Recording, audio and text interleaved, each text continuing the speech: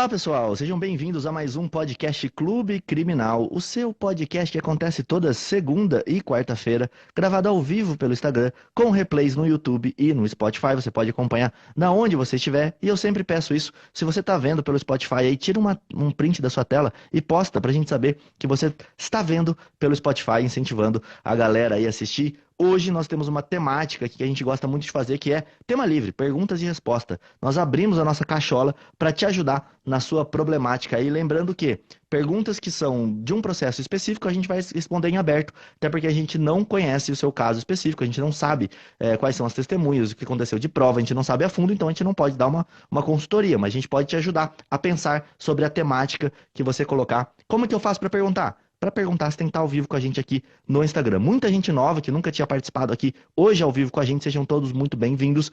Junto comigo, Rodrigo Alvarez, está Thiago Bunin e João Ricardo Batista. Thiago Bunin, conhecido como nosso mestre dos livros, e também agora eu vou classificá-lo novamente, que é o mestre de azul. E ele vai explicar o porquê que o Thiago é o mestre de azul e João Ricardo Batista, o homem do júri. Mas deixa eu passar a palavra para o Thiago contar para vocês por que ele é o mestre de azul e já vem dica, hein? Então já pega o seu caderninho de anotações e já anota essa. Vai lá, Thiago. Fala, pessoal, sejam muito bem-vindos ao nosso podcast Clube Criminal, o único podcast gravado sempre segunda e quarta-feira ao meio-dia, gravado ao vivo sem cortes. E aqui a gente fala sobre direito penal, sobre processo penal, sobre advocacia criminal, tudo sobre justiça criminal. Você pode encontrar os replays do nosso podcast lá no Spotify ou lá no YouTube. Acabando aqui, depois de um pouquinho já está disponível lá no Spotify, no YouTube demora mais um pouquinho, mas nós temos lá mais de 200 episódios disponíveis para você ouvir. E o Rodrigo falou sobre isso aqui, ó, sobre a cor azul. Qual é o motivo da cor azul? Que eu fiz uma brincadeira esses dias e perguntei quem tinha conhecimento. Ó, o João tá pegando lá para mostrar que ele também tá de azul. Olha lá, o terno aqui também é azul. O Rodrigão lá também tá de camisa azul.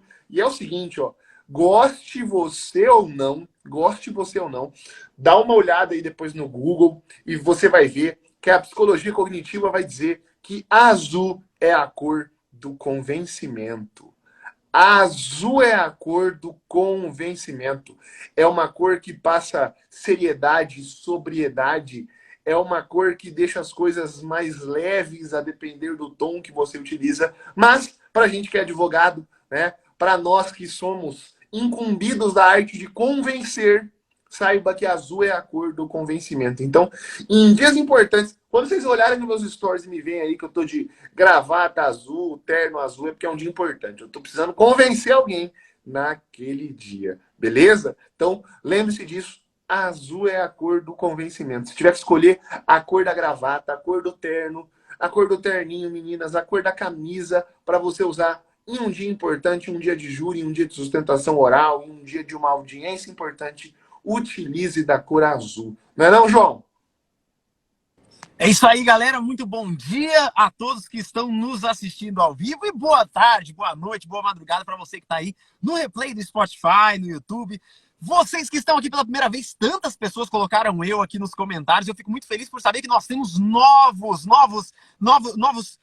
como que eu vou classificar? Os espectadores que estão aqui, companheiros, amigos que estão nos acompanhando. A ideia é que você se acostume. Toda segunda e quarta-feira você tem um encontro marcado no Clube Criminal na hora do almoço. Você precisa almoçar com a gente. A gente deixa de almoçar para transferir um pouquinho do que a gente sabe para você. E quem já nos acompanha sabe que aqui é muito conhecimento, é muita informação prática, muita sacada, dica interessante. E hoje a gente vai fazer algo muito especial que o pessoal gosta muito, que é perguntas e respostas. Hoje é o dia de você fazer a sua consultoria gratuita comigo, com o Thiago e com o Rodrigo Alvarez. Claro, isso aqui é um paralelismo, é uma brincadeira, mas quanto você pagaria para sentar frente a frente com o Thiago Bunin e falar: Thiago, tô com esse problema, nessa situação, o que você faria? Então aí você calcula, não é nem preço, tá? Calcula o valor desse podcast, tá? E você tá aí recebendo, sabe quanto? Na base dos 0,800, na faixa. Então, dê valor, porque a gente valoriza, tá? Então você valoriza a gente e nos dê o seu bem mais precioso. Olha eu aqui, parecendo pastor do Universal,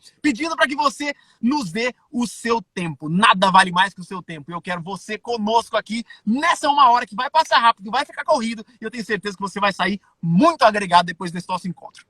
E olha só, João, o Thiago começou uma polêmica aqui, que agora o pessoal tá perguntando o seguinte: o meu cordão do júri é verde, o pessoal tá falando. Tem algum problema? Eu tenho que usar cordão azul e cordão verde? Lembrando que eu acredito que a cor da advocacia é vermelho também, igual o da promotoria, não é? Eu não tenho certeza. João e Preto, o preto, preto, pelo amor preto? de Deus, vermelho, nem a cueca no dia do júri. Não é, porque eu achei que era, porque eu já vi muito advogado de vermelho já, utilizando É, o cordão vermelho. vários que usam, mas não, porque se você for usar olhar na simbologia, o promotor de justiça vai sempre dizer que os tentos vermelhos, né? Os tentos vermelhos simbolizam o sangue da vítima, o sofrimento, etc, etc, etc. Então, a cor da advocacia, enquanto o juiz é o branco, que simboliza, né, teoricamente, a imparcialidade, a neutralidade, né? A defensoria é o verde, e você vai falar por que é verde a defensoria, promotoria vermelho e o advogado preto. Inclusive, eu acho um pouco errado que em alguns tribunais os desembargadores usem o vermelho. Tem alguns tribunais como o nosso, os tentos são vermelhos. Eu acho que o tento do magistrado sempre tinha que ser o branco para simbolizar essa neutralidade, essa imparcialidade.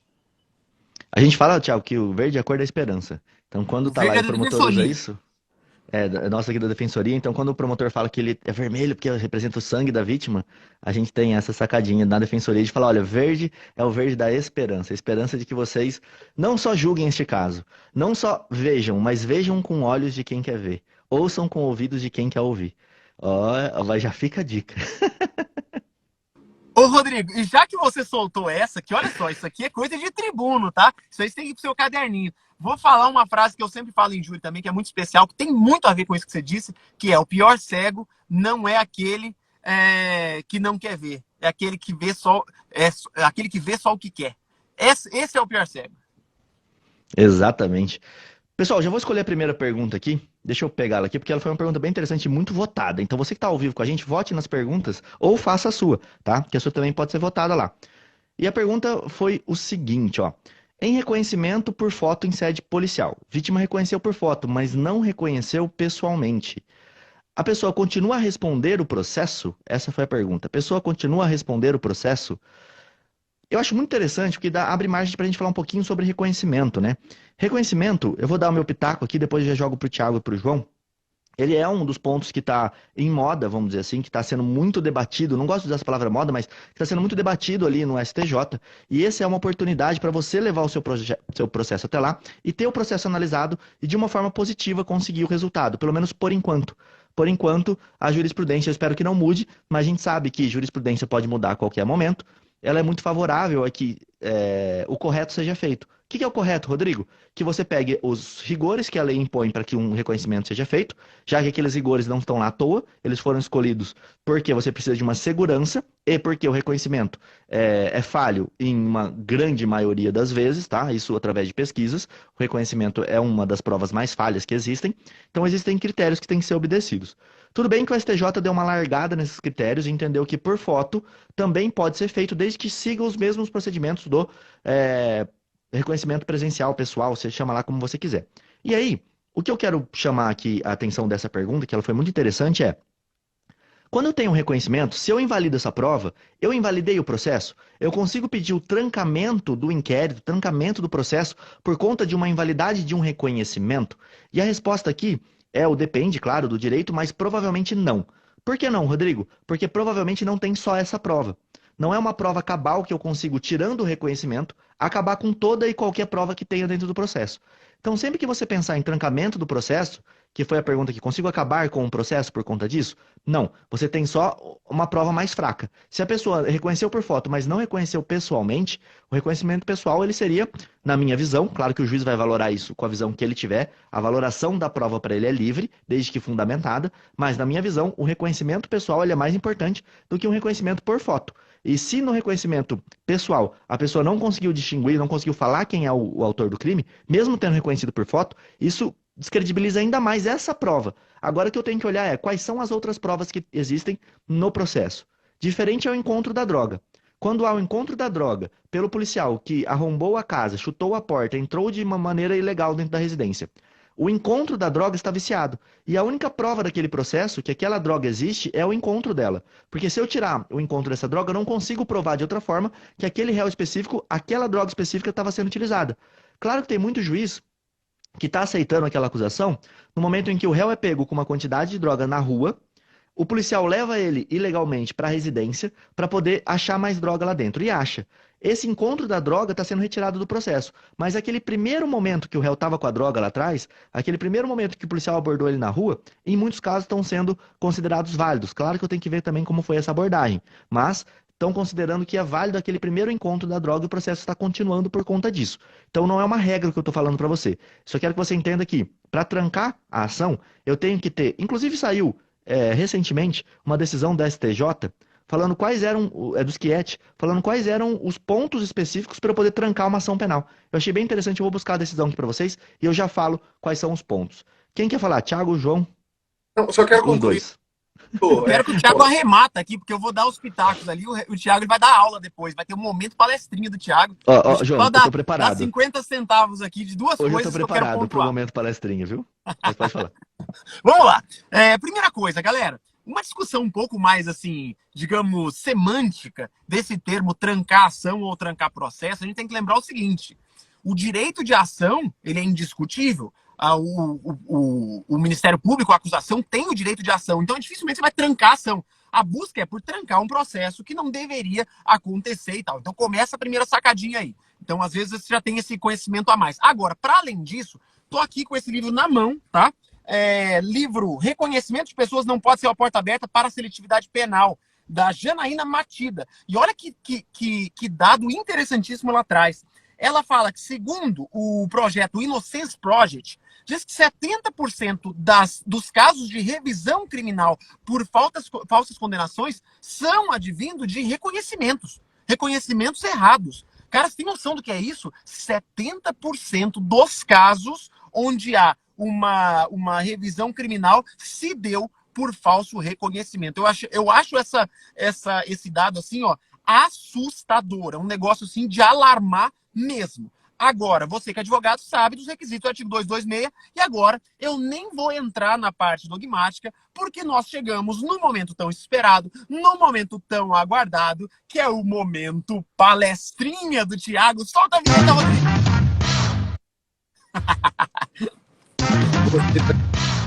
Não, muito bom, momento muito bom. palestrinha. Vai, Thiago! Ô, Rodrigo, eu quero que você substitua isso aí. Eu vou fazer um desafio. Quarta-feira eu quero que você esteja com esses teus botões aí. Eu quero o botão do Plantão da Globo. Plantão da Globo, tá? Eu quero o Plantão da Globo. Boa. Bom, vamos lá. Olha só que interessante. O Rodrigo falou ali algo muito, muito importante e realmente é aquilo. Não vou falar nada além dele, só vou enfatizar o que o Rodrigo falou. A gente sabe que teve aquela decisão do STJ no ano de 2020 sobre o reconhecimento, né, de pessoas, no HC 598-886. Esse é o mais importante, né, o paradigmático. HC 598-886. Depois tem um outro HC da quinta turma, esse primeiro é da sexta, relatoria do ministro Schietti. Mas aí o ministro Schietti vem esse ano, em março deste ano, 2022. 2 anos depois, o ministro Schietti vem e fala o seguinte, olha, eu preciso fazer uma correção na ementa daquele HC 598-886. O ministro Schietti vem agora no HC 712-781, HC 712-781, e fala o seguinte, olha, o reconhecimento fotográfico, ele não é uma etapa prévia ao reconhecimento pessoal necessariamente. Não. O reconhecimento é o pessoal. O fotográfico só pode ser feito quando seja impossível o reconhecimento pessoal. Então, isso confirma aquilo que o Rodrigo disse, que o reconhecimento pessoal tem mais validade do que o fotográfico. Se foi feito o fotográfico, a pessoa foi reconhecida, e no pessoal ela teve dúvida, não conseguiu reconhecer, para mim é óbvio que é esta prova de não reconhecimento que deve prevalecer. Inclusive, Rodrigo, porque ela é uma prova que vem depois. A pessoa, normalmente, quando reconhece primeiramente, ela fica com a memória viciada. E se ela, mesmo tendo reconhecida primeiramente, não confirma esse reconhecimento numa segunda etapa, num segundo reconhecimento, isso é prova, assim, verossimilhante de que ela não tinha certeza naquele seu primeiro reconhecimento, tá?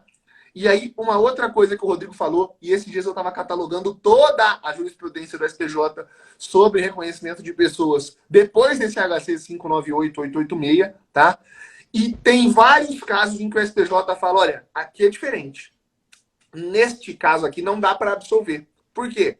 Porque a condenação não está baseada apenas no reconhecimento. Então existem vários casos em que o STJ diz, o reconhecimento foi viciado? Foi. Mas existem outras provas que permitem a condenação. Tá? Importante, essas outras provas não podem ser provas derivadas. Não pode ser aquela prova derivada da ilícita. Não podem ser provas que vieram após aquele primeiro reconhecimento viciado. Então, estou te dando essa dica para dizer assim, no seu caso, quando você está com uma tentativa de absolvição por conta do reconhecimento de pessoas que foi viciado, não é apenas uma alegação de que o reconhecimento foi viciado. Você está tentando absolver o teu cliente por conta do reconhecimento viciado. O que é o mais importante depois de demonstrar que o reconhecimento foi viciado. Depois de demonstrar que o reconhecimento foi viciado, o mais importante, tá, é demonstrar que aquele reconhecimento era a única prova. Ou que as outras provas decorreram, vieram derivadas daquele reconhecimento viciado. É importante demonstrar isso, que só assim o STJ vai absolver o teu cliente. Às vezes pode até estar certo, mas você não soube demonstrar aquilo. Então, primeiro, demonstra que o reconhecimento foi viciado. E depois, demonstra que ele é a única prova ou que todas as provas derivaram dele. Isso é imprescindível para você absolver o teu cliente num recurso ou num HC no STJ. Beleza? E aí tem também uma questão muito interessante, que é uma estratégia, vamos dizer assim, processual, que você pode utilizar. Claro que vai caber a você, no caso concreto, analisar se é boa ou não.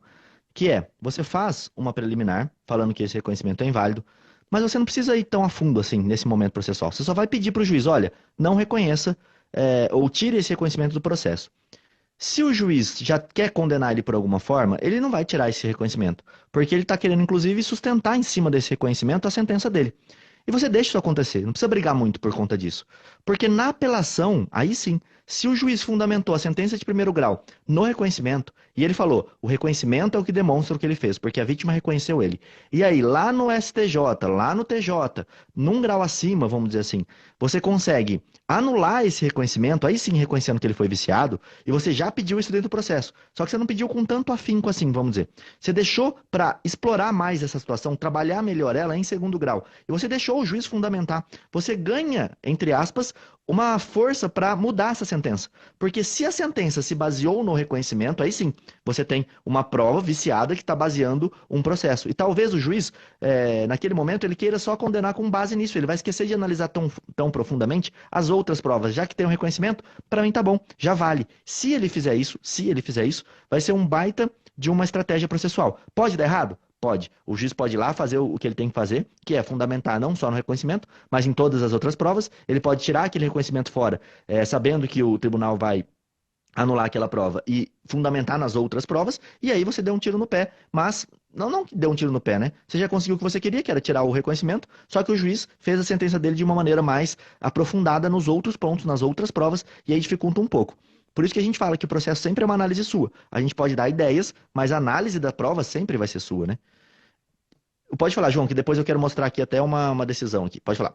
Rodrigo, vamos dar um passinho atrás, vamos andar duas casas para trás, só para a gente esclarecer para o pessoal que está entrando agora no direito, está entrando na esfera criminal agora, né? Então é importante você saber do procedimento. Forma é garantia, segundo a Auri Lopes Júnior aí, a gente deve seguir o procedimento. Como o professor Tiago já muito bem nos ensinou ali, o reconhecimento por fotografia ele é subsidiário quando dá impossibilidade de reconhecimento pessoal. Agora, a partir do artigo 226, a gente vê o procedimento. Como se faz esse reconhecimento? Primeira coisa, a gente tem que saber que antes do próprio reconhecimento, a vítima, ou o ofendido, ou o reconhecedor, ele deve ser submetido a uma prévia descrição de quem é a pessoa a ser reconhecida. Então ele vai dar as características, vai falar como a pessoa era, as qualidades subjetivas, altura, peso, cor de cabelo, possíveis sinais, marcas, características que identifiquem essa pessoa a ser reconhecida. Depois, essa pessoa vai ser reconhecida junto a outras pessoas que guardem semelhança. E quantas vezes a gente vê pessoas que não guardam semelhanças sendo reconhecida. Então, há uma sacada sensacional que foi dita, inclusive, no Kit Flagrante, no evento que eu e o Rodrigo fizemos, se possível, leve você pessoas para a delegacia que guardem semelhança. Poxa, os irmãos da pessoa a ser reconhecida, parentes, pessoas que são lá da mesma aldeia indígena, levar essas pessoas, porque se você não leva, muito possivelmente vão colocar um agente de polícia, alguém com camisa lá, né, diferente do seu cliente, que identifica, ou seja, eu já vi casos onde pegaram um estagiário do Ministério Público com um crachá do Ministério Público para reconhecimento, né? Então a gente vê, nessas hipóteses, a gente não teria um reconhecimento com pessoas que guardem semelhanças. Terceiro, deve ser feito um auto pormenorizado com assinatura de testemunhas. E essas testemunhas, por mais óbvio que pareça, elas devem testemunhar. Elas têm que estar lá presentes para testemunhar. Eu já tive processo que o Rodrigo assistiu na minha frente, simplesmente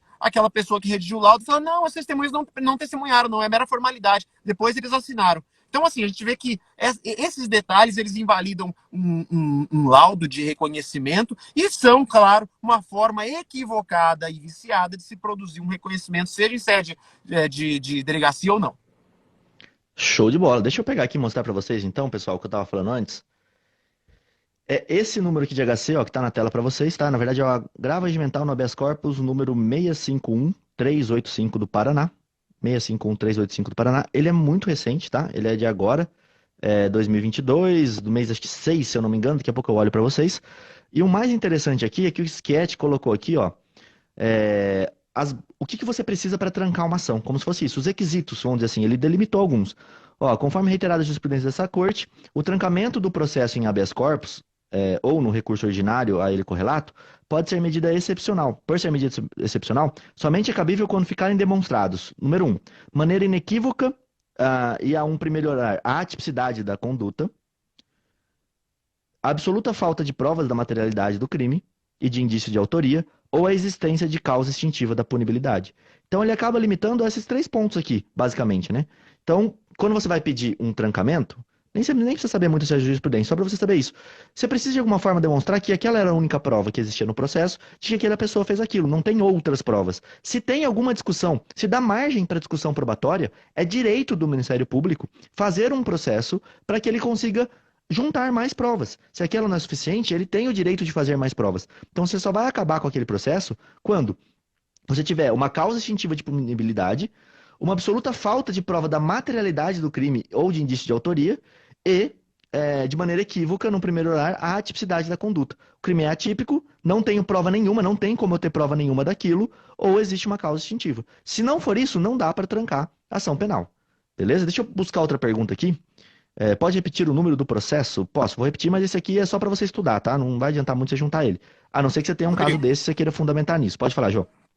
Eu vou pedir licença pro pessoal, eu estou no meio de uma estrada aqui, eu vou precisar de me ausentar, mas quero que vocês não saiam daqui, porque tem muita sacada ainda impressionante, e para vocês verem também o valor que eu dou pro nosso podcast, né? Parei o carro na estrada pra gente conversar, pra gente estar juntos. Privilégio demais estar com vocês. Show de bola. Ó, o HC é o número 651.385, tá? 651.385 do Paraná, PR.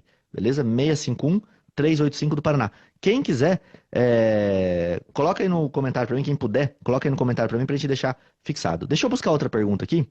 A outra pergunta é essa daqui, ó. Juiz pode indeferir a habilitação no processo de prisão preventiva com ordem de prisão decretada? Eu confesso que eu não entendi muito bem, mas dá margem para a gente poder discutir alguma coisa aqui, tá?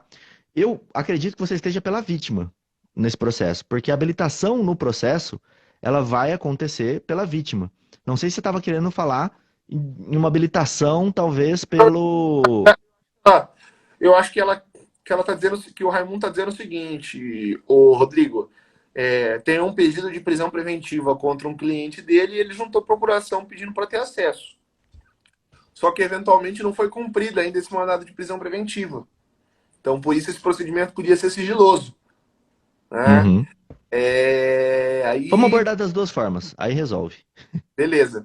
Mas aí, neste caso aqui que eu estou dizendo, Raimundo, esclarece aqui pra gente no comentário, mas nesse caso que eu estou dizendo, essa situação pode ser até, de certa forma, temerária, porque, eventualmente, pode fazer o magistrado presumir que você teve conhecimento desse procedimento por alguma via escusa, por alguma via que você não deveria ter, né? Como que o advogado tem conhecimento de um pedido de revogação da prisão, de um pedido de prisão preventiva que não foi cumprido, se ele é sigiloso, eventualmente, né? E ninguém estava sabendo. Como que você ficou sabendo e foi juntar a procuração?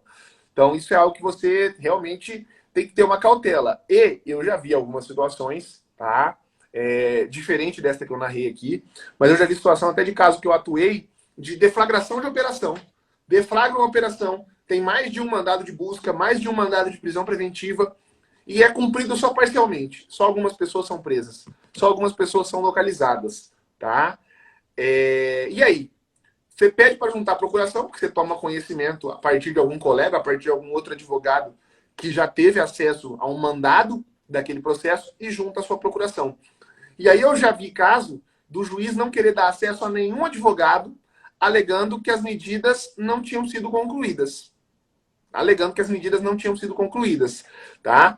Não é possível, tá, utilizar ao revés daquela súmula vinculante 14 para ele dizer, aqui o ato não foi documentado. Foi sim.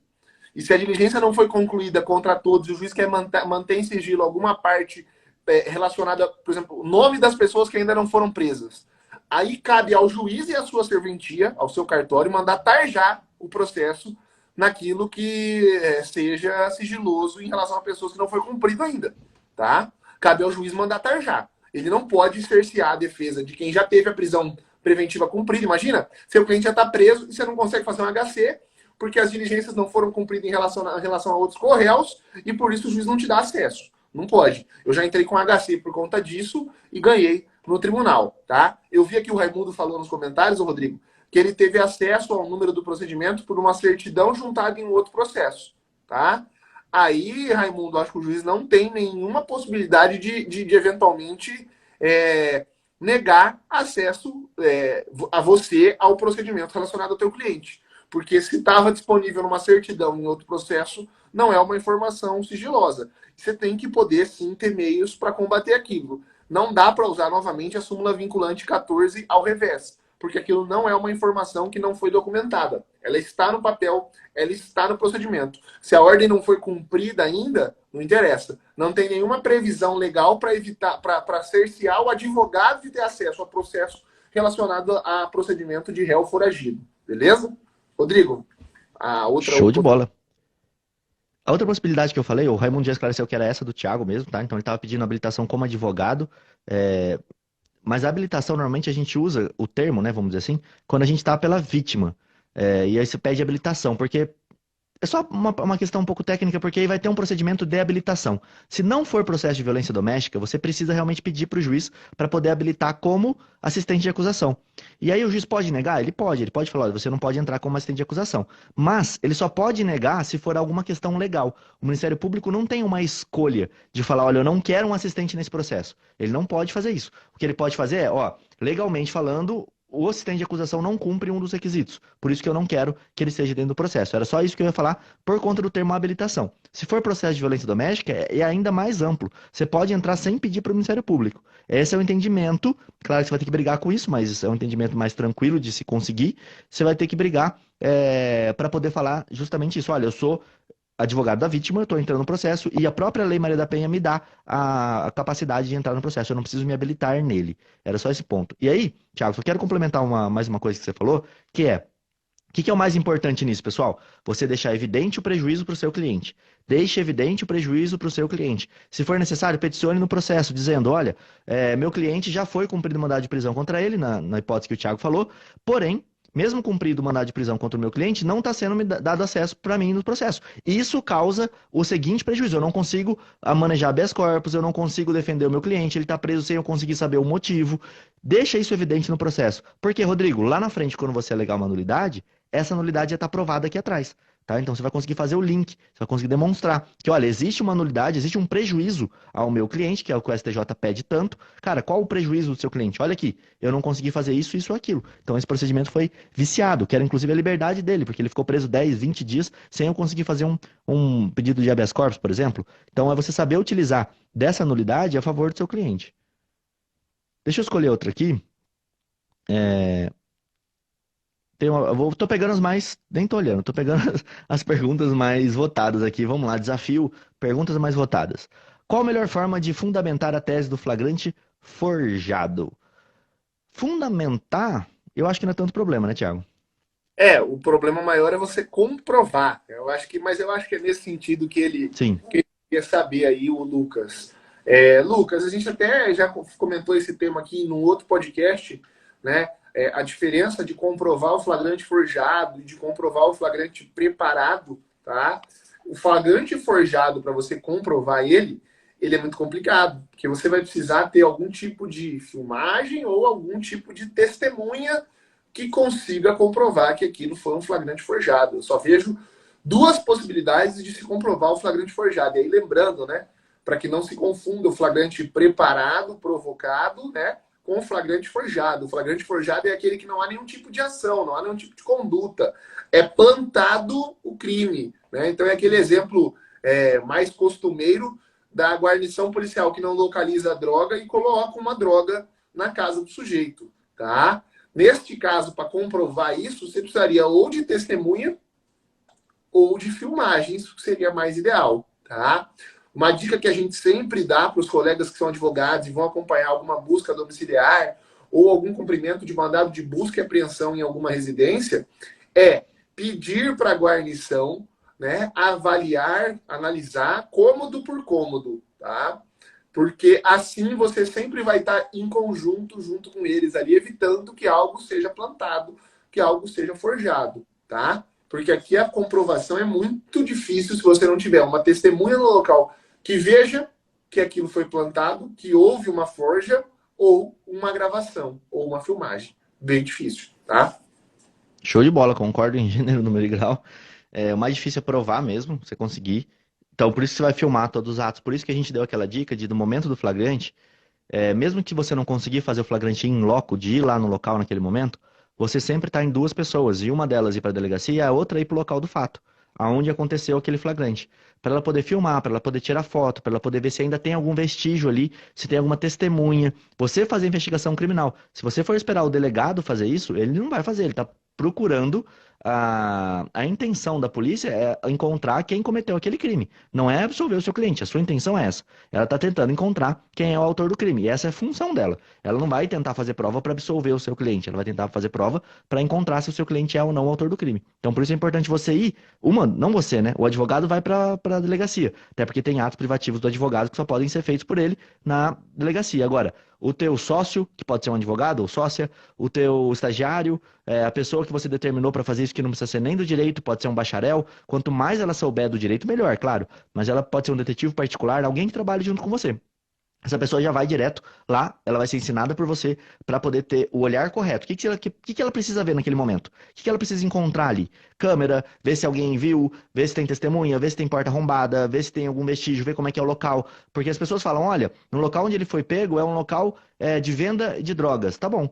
Fica lá filmando 3, 4 minutos para poder provar que, opa, não tem ninguém comprando nem vendendo droga. Como é que é um local que costumeiramente se vende droga se não tem ninguém comprando nem vendendo? Fiquei aqui filmando por mais de 10 minutos e não apareceu ninguém comprando ou vendendo droga. São coisas que você pode fazer durante ali a operação para mostrar que esse flagrante foi ou não forjado. Agora, a base dele de fundamento mesmo é mais tranquila, né? Aí a gente nem precisa entrar tanto nessa temática. Deixa eu olhar a próxima. De novo, desafio. Não vou ficar lendo, senão a gente perde muito tempo. Apelação criminal com acórdão desfavorável. Réu preso por tráfico. Juiz não desclassificou, se baseou em depoimento na delegacia. Qual recurso? Recurso especial mais HC para o STJ? Deixa eu só ver aqui. Apelação criminal com acórdão desfavorável. HC para o TJ. Acho que seria o caso, depende, né? Tem que ver se ele já esgotou todos os recursos possíveis. E agora tem aquele novo requisito do recurso especial que colocaram Não, mas recentemente. não vai, pelo menos de início, se aplicar a processos criminais, né? Já vou comentar disso aí, mas antes respondendo a pergunta aqui do William. William, é isso aí mesmo, não tem mais o que você fazer. Se não teve nenhum voto divergente no tribunal para você fazer um embargo dos infringentes, tá? E a tua apelação criminal já foi julgada, está com um acordo desfavorável, recurso especial mais HC para STJ, exatamente. É algo que sempre vem me perguntando, Rodrigo. Tiago, você sempre faz recurso especial e HC para STJ? Não, tá? Não. Eu só faço o recurso especial junto com o HC substitutivo de recurso especial, os dois, né? Essa interposição e impetração concominante, quando é caso de réu preso, tá? Quando é caso de réu preso, e quando é uma tese que tem muita viabilidade no STJ. E às vezes, se no recurso especial eu tenho mais de uma tese, Rodrigo, esse HC concomitante ele nem sempre vai com todas as teses do recurso especial. Ele vai só com aquela tese que é fulminante, aquela que eu sei que vai ser acatada, e sendo acatada já me traz um resultado útil, como, por exemplo, sei lá, a soltura do meu cliente, tá?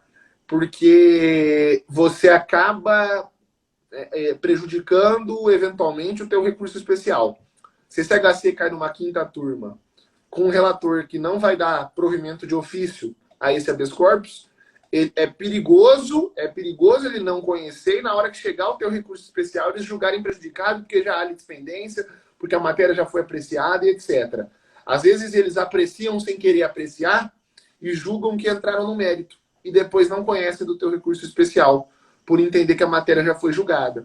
Então essa é uma análise estratégica de custo e risco muito tênue, tá? Aqui no escritório a gente faz muito pouco isso. Muito pouco, tá? A gente utiliza mais do HC quando já, sei lá, era outro advogado no processo e ele não fez o recurso especial, ele perdeu o prazo do recurso especial, ou o recurso especial não foi admitido, ele não entrou com agravo, aí sim a gente utiliza do HC, tá? Show de bola. Até porque também vai gerar um bando de decisão, como a gente vê, né, no STJ. Um bando de decisão, não, neguei.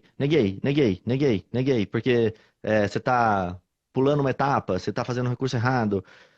Principalmente HC de liminar. Às vezes funciona, mas tem que ser uma coisa muito certeira. Tem que ser uma decisão É, muito bizarra.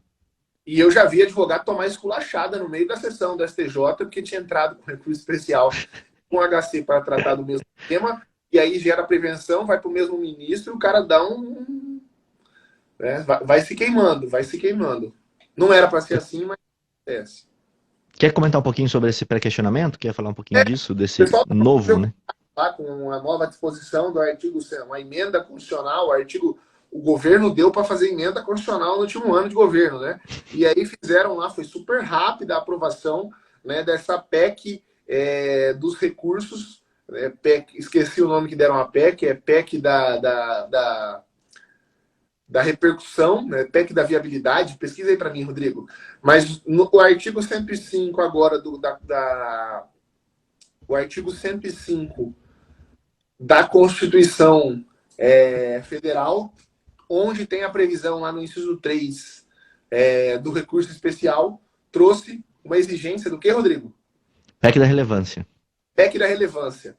O artigo 105, lá, inciso 3 da Constituição Federal, traz a exigência de relevância para que o seu recurso especial seja admitido. Quem vai ficar muito bravo com isso, quem vai ficar muito puto com isso, e você tem a razão de ficar puto com isso, se você que está nos ouvindo aqui também atua nessa área, é quem atua, por exemplo, na área civil. Quem ainda advoga em mais de uma área, né? Advoga na área criminal e na área civil, e os processos cíveis que tem, às vezes, são processos cíveis não tão grandes. Por quê? Porque essa PEC aí, ela falou que é presumida a relevância nas ações penais e nas ações de improbidade administrativa, que são aquilo que os advogados criminalistas, e que às vezes fazem também o direito administrativo sancionador, atuam, tá? Mas nos outros processos vai ter que ser demonstrada a relevância. Nas causas cíveis, quando o valor seja superior a 500 salários mínimos, acho que é isso, né? Eles presumiram a relevância também. Então, para aqueles casos cíveis de grande monta, né, a relevância é presumida. Então, você que tem lá os processos menores cíveis, aquelas ações cíveis com discussões não tão grande, patrimonial, vai ter que demonstrar a tal da relevância. Só que, olha só, o Rodrigo, acho que ele está com a lei aberta. O que me preocupa, Rodrigo, é o último inciso que colocaram nessa PEC da relevância. Porque o último inciso, eu não lembro se é inciso 5 ou inciso 8, fala assim, ó, outras hipóteses previstas em lei. Outras hipóteses previstas em lei. Então, a gente pode ter aí, né, uma brecha, tá, para situações que o legislador venha fazer o contrário do que a Constituição está permitindo. No Brasil, isso é muito possível. Que é o legislador vir prever uma lei especial que aquele caso não tem relevância. Não que ele tem, mas que ele não tem relevância. Tiago, mas isso é completamente doido, é algo avesso, não é o que está falando a Constituição. Pois é, mas diariamente a gente tem isso acontecendo no nosso ordenamento jurídico. Então eu tenho um receio aí dessa... É o sexto. É o sexto que eles deixaram outras hipóteses previstas em lei. Porque, Acho que eles querem teoricamente, fechar, né? A ideia seria essa. tinha que fechar. Né? Tinha que fechar. E não abrir dessa forma. Mas é isso aí. Para os casos penais, a gente não precisa se preocupar, porque a relevância é presumida. Então, o recurso especial não vai deixar de subir por conta dessa PEC. Show. Eu Pergunta? pulei uma aqui. Eu pulei uma que é mais voltada agora, mas que a gente já falou sobre isso, que era na prática o HC trancativo em sede de inquérito policial funciona? Funciona nessas hipóteses que a gente já falou, tá? Mas é muito raro acontecer, difícil, a não ser essa invasão policial, isso aí é o que está mais dando certo, vamos dizer assim, entre aspas. Eu dei alguns outros exemplos, na Lei Maria da Penha acontece muito, que é o descumprimento de medida protetiva que o réu não foi intimado ou foi intimado via edital. Esses são casos que a gente pode argumentar uma tipicidade visível daquele crime que você consiga. Todo caso que você vê uma tipicidade do crime, você vai conseguir fazer isso. Não pode ter outro meio de provar. A ideia é essa. Você pensa assim, ó, tem como o Ministério Público arrumar prova de outro jeito? Tem. Então, não cabe HC trancativo. Olha Rodrigo, só. do colega, Uhum. arruma aí algum efeito sonoplasta, arruma aí algum efeito, porque agora é o momento pergunta Tiago para o Rodrigo. Eu vou fazer uma pergunta para o Rodrigo. Arruma aí, Rodrigo. Aperta qualquer botão aí, o momento da minha pergunta, vai. Vai ser o mesmo. Vai lá. Momento Tiago pergunta para Rodrigo. Rodrigo, acabei de lembrar que amanhã eu tenho uma audiência de violência doméstica. Eu, Thiago Bunin, vou fazer amanhã uma audiência de violência doméstica.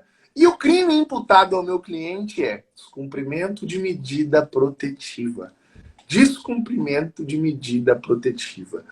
O crime originário, Rodrigo, o crime originário da medida protetiva. Eu não sei se você já viu, hein? O Rodrigo, para quem não sabe, é defensor público que atua numa vara de violência doméstica. Então ele já viu quase tudo em se tratando de violência doméstica. Rodrigo, você já viu furto em violência doméstica? Pior que já, cara. Vários processos, assim, com furto na violência doméstica. Normalmente é de filho contra mãe, né? É, o marido mesmo. O cara voltou e buscou o carro, por exemplo. Tem a chave da casa, abriu, pegou uma moto e foi embora. Com aquela moto específica. É muito difícil dar condenação nesse tipo de delito, mas eu já vi várias vezes. Eu sei que tem escusa absolutória e tal, mas, mesmo assim, tem um entendimento que fala que essa escusa não serviria no momento da violência doméstica, mas não tem nada que fale isso, né? Tem nenhuma legislação que afastou a escusa. Só que o que eles entendem é que a mulher já estava separada naquele momento em que aconteceu isso, esse furto de um objeto dela. E a partir daí ela dependeria de representação dela. E pelo que eu tô vendo em Campo Grande, eles escolhem essa representação dela, né? Mas lá fala desquitado, eu não sei como é que é exatamente o caso específico seu. Nesse meu caso é de filho contra mãe e não aplica a escusa absolutória, porque a mãe já tem mais de 60 anos, então já entra naquelas hipóteses de exceção onde não se aplica a escusa absolutória. Mas eu consegui comprovar, Rodrigo, tanto que não teve nem denúncia, eu consegui comprovar na fase inquisitorial que o furto não aconteceu. Tá? O furto não aconteceu. A mãe alegava que tinha furtado uns objetos da residência, os objetos estavam lá, na residência. Testemunhas confirmaram que nunca saíram e eu tinha fotografia dos objetos lá. Na verdade, foi uma desavença entre mãe e filha, etc. E acabou resultando nisso aí. Mas ficou o processo de descumprimento de medida protetiva. Tá? Ele morava na residência, a mãe não morava mais, mas a mãe, sabendo dessa medida protetiva, um belo dia foi na residência, chegou na residência, ele estava lá, e como ele estava lá, comunicou à polícia e falou, ele está aqui na residência e está na proximidade que não poderia estar de mim. A polícia chegou lá e prendeu o sujeito pelo descumprimento da medida protetiva. Rodrigo, vou fazer aquela pergunta que eles fazem pra gente, eu adoro. Qual que é a melhor tese para esse meu processo, Rodrigo? Como que eu vou Cara, tem absolver várias. gente? Tem várias sacadas legais aí. A gente até tava falando disso numa sala secreta esses dias, que era o seguinte. Primeiro ponto, né? Quando há Vou um... pegar aquilo que a gente sempre fala para eles fazerem, vou pegar meu caderninho para anotar e vou falar para Natália. Natália, assiste o Rodrigo aí, Natália! Uma das primeiras teses que funcionam, mas depende muito da situação fática. Tem que ser uma situação muito específica, mas ela funciona. Olha, já foi permitida essa aproximação antes. Então a gente tenta demonstrar isso no processo que ele chegou perto uma, duas, três, a mãe pediu para ele ajudar com alguma coisa, ele já foi lá quatro, cinco vezes junto com ela. Isso geraria uma revogação tácita da medida. E por essa revogação tácita você conseguiria falar que, olha, a medida não está mais valendo, mais viável, vamos dizer assim. Só que qual que é o problema disso? eles vão entender que não há uma revogação tácita nunca. A tese que a gente usa para superar isso é falar como que o réu vai ter uma segurança de que ele não pode se aproximar? Se por 10 vezes ele pôde, aí na 11ª, por escolha da vítima, agora não pode mais. Então geraria uma insegurança jurídica para ele nesse momento específico e aí falaria dessa revogação tácita. De novo, não é uma coisa fácil de se emplacar, mas é possível. Segunda sacada, você vai olhar no mandado da medida protetiva se a proibição de aproximação foi dela ou foi da residência. Porque normalmente fala não se aproximar a 150 metros da vítima ou seus familiares, ou 300 metros, tanto faz. Não fala sobre o imóvel especificamente, mas fala da pessoa. E se ele se aproximou do imóvel onde a mãe não morava mais, e ela foi até esse imóvel posteriormente, e der para comprovar, e ficar comprovado isso no auto, não foi ele que se aproximou dela, na verdade foi o inverso. Ela que se aproximou, que acabou se aproximando dele. Então aí não tem como, ele deveria só sair do local naquele momento que ela chegasse próximo. Isso acontece muito quando, às vezes, o réu vai ver o filho, tá? E tem vários processos que é assim, e vocês podem ter aí também processos desse mesmo jeito. Ah, o cara foi ver o filho na casa da sogra, por exemplo. E a mulher chegou lá na casa, só que ela não mora lá, ele estava afastado dela tal, e ele saiu do local. Aí não dá para falar que é um crime, porque foi ela que se aproximou dele e tem que ver a atitude que ele tomou ali. Então, olhar qual que é essa abrangência do mandado. Essa questão dela não morar mais no imóvel, também tem que ver como foi dado isso, porque se a medida fala, ó, não pode se aproximar a 150 metros de onde ela mora, ou então do local específico, desse local, não pode se aproximar desse local. Tem que ver como que foi o acordo para ele voltar para esse imóvel, porque às vezes teve. Olha, houve um acordo assim, assim, assim, que ele poderia voltar para aquele imóvel específico.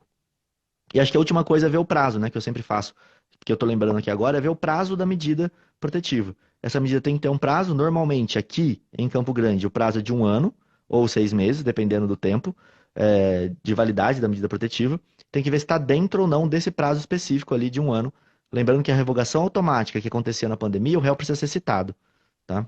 É basicamente isso. Olha aí, Rodrigo, Basicamente é isso que a gente faz. pessoal, vai procurando outra pergunta aí enquanto eu mostro aqui. A gente fala sempre pro pessoal para fazer o caderninho de anotações, né? E olha aqui, eu fiz, ó, tô com todas as anotações aqui pronto para estudar para minha audiência de amanhã com as dicas daquele que para mim é o maior especialista em defesas de crimes de violência doméstica, Rodrigo Alvarez. Rodrigo Alvarez. Vamos para a próxima pergunta aí, Rodrigo, depois do momento pergunta Thiago para o Rodrigo. Gostei desse. Eu vou sempre arrumar o pegar de surpresa, Rodrigo. Olha aí a Vou pergunta anotar do... umas aqui também. É só No porque é no caso... mesmo. É, mesma coisa, né? Mais ou menos, ó. No caso de medida protetiva deferida, o réu se sentindo injustiçado pode entrar com ação indenizatória? Essa é uma pergunta que é mais aberta, né? Pode falar o seguinte: se eu for processado e for absolvido, eu posso entrar com uma ação contra o Estado? Dificilmente. Você só vai conseguir se o motivo da sua absolvição foi não existiu o crime, não foi, está provado que não foi o fulano que cometeu. E aí você vai ter que comprovar ainda que houve uma má-fé de algum agente público ali no decorrer desse processo. Eu tenho um dos processos, que é de violência doméstica, que eu consigo fazer isso. Eu não fiz essa ação, mas eu conseguiria fazer, porque o réu ele foi preso porque teria batido na vítima, a vítima inclusive perdeu a visão de um olho. Essa vítima conta para o psicólogo do Ministério Público que isso nunca aconteceu, que ela forjou isso, ela subiu em um muro e pulou no chão e bateu o rosto numa pedra. Ela não voltou com ele, foi o próprio membro, psicólogo do Ministério Público que colheu esse relato dela, numa entrevista que fez na casa dela, e ele colheu esse relato, por exemplo, em janeiro. O réu acabou sendo preso em março. Tá? E o Ministério Público não juntou essa prova no processo até setembro, mais ou menos, que foi quando o cara ia ser julgado. Um promotor em substituição na vara viu isso, juntou em alegação final, falou: olha, eu tenho esse relato da vítima falando que ele não fez. A vítima não foi ouvida na audiência de instrução e julgamento, só para você poder entender todo o contexto, tá? Então o réu seria condenado, porque era tudo presumível. O policial falava que viu a vítima desesperada, toda machucada, e ela estava mesmo. Tem laudo no processo mostrando que ela estava toda machucada, com o olho extremamente roxo, sem visão, e ela estava mesmo. Então tudo levava a crer que foi o réu, e ela não foi ouvida depois. Ela só foi ouvida nesse estudo psicológico que o Ministério Público fez, e não tinha juntado no processo até o momento da alegação final. Ou seja, ele já tinha informação sobre a inocência do réu, vamos dizer assim, deixou ele ser preso, cumprir a preventiva que já tinha sido pedida, deixou ele ficar 6, 7 meses preso sem juntar essa prova que ia ser cabal pro processo, e aí deu problema por conta disso, né? Só que a gente acabou não fazendo ainda. Agora, pediu uma medida protetiva, o juiz deferiu. ela é uma medida cautelar. Dificilmente você vai conseguir pedir uma indenização. Mesma coisa da prisão preventiva, tá? Não dá. Lembrando que medida protetiva, pessoal, ela não é dupla. Ela não é proibição do réu se aproximar da vítima e da vítima se aproximar do réu. Ela é uma proibição unilateral. O réu não se aproxima da vítima. A vítima pode se aproximar do réu. Quem não pode se aproximar é o réu da vítima. Quem não pode entrar em contato é o réu para com a vítima. Então, não coloca esse ponto dentro do processo. Alguém perguntou aqui, esse relato não ficaria envolto no sigilo profissional como psicóloga? Não, porque ela foi colher como se fosse uma assistente social, foi fazer um parecer, tá? Ela fez um parecer para este processo. E aí ela entregou isso para a promotoria. Então não tem por que eles não juntarem isso dentro do processo. Então, olha só, a medida protetiva ela não vai gerar essa indenização ali, porque ela é uma medida pré-cautelar, né? Ela é uma medida cautelar ou pré-cautelar, vocês sabem. Mas o Thiago tocou num ponto que eu queria falar, Thiago, que é interessante, que foi, uma vez tendo não existido um furto, esse é um caso, inclusive, que dá para fazer o trancamento da ação penal, né? Se for demonstrado que os objetos estão na residência que ela falou que teria sido furtado. A medida ainda subsiste, vamos dizer assim, a medida protetiva pode subsistir, já que o crime inicial nem aconteceu, pelo qual foi determinada aquela medida protetiva? E a resposta é sim, infelizmente. A medida protetiva, ela é o elemento mais sui generis do mundo jurídico que eu já vi. Ela é uma medida civil e criminal ao mesmo tempo. Ela não depende do principal, ela não depende que tenha uma ação civil nem uma ação criminal. Não adianta você falar que ela é uma medida cautelar que dura por X tempo e depois tem que entrar com o processo. Se não entrar, ela acaba, porque ela não acaba. Ela não tem um prazo definido, ela pode ser revista a qualquer momento, não há um recurso específico, não há o nome de uma resposta para o réu específica. É um elemento muito louco, assim, que foi criado num determinado momento para proteger a vítima e que ele não tem muitos contornos. Então entenda que vai ficar num limbo, tá? A medida protetiva pode ser pedida sem processo criminal? Pode. Pode ser medida sem BO? Pode. Medida protetiva pode ser pedida sem processo civil? Pode.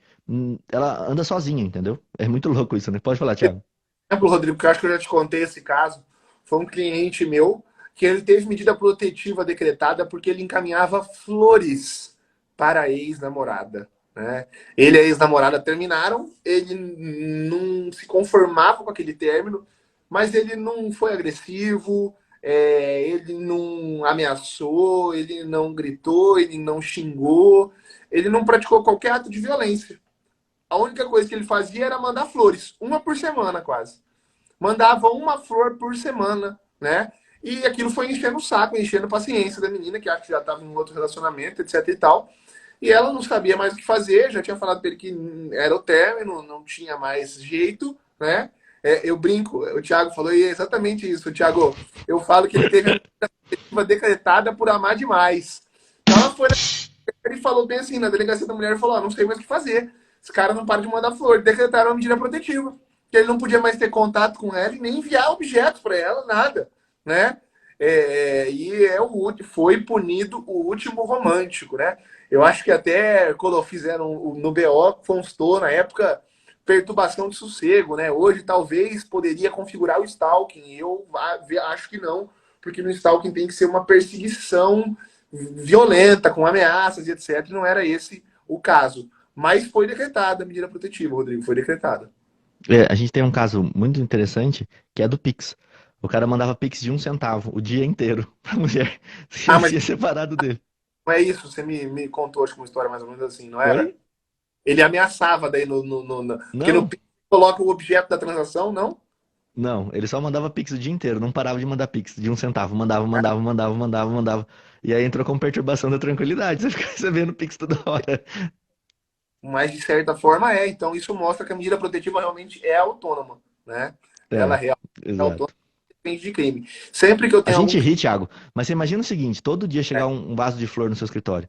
Ou então exato. toda hora você ficar recebendo Pix. Tudo bem que o Pix de 1 centavo é foda, porque é muito pouco. Mas se fosse de R$ 1, receber uns 100 por dia ali, não teria problema.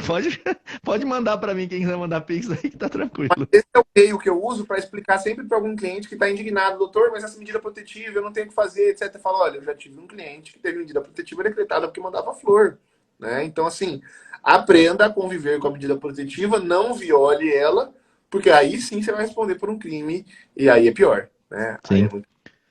exatamente. E lembrando que o stalking vale pros dois lados, tá? O stalking não é só um processo contra. Aí sim, não é só uma medida que só a mulher pode ter. os homens, eles acabam não registrando ocorrências contra a mulher por conta até do machismo mesmo, né? O pessoal acha que se ele registrar algo que a mulher tá fazendo pra ele, ele não deu conta ali daquele, Né?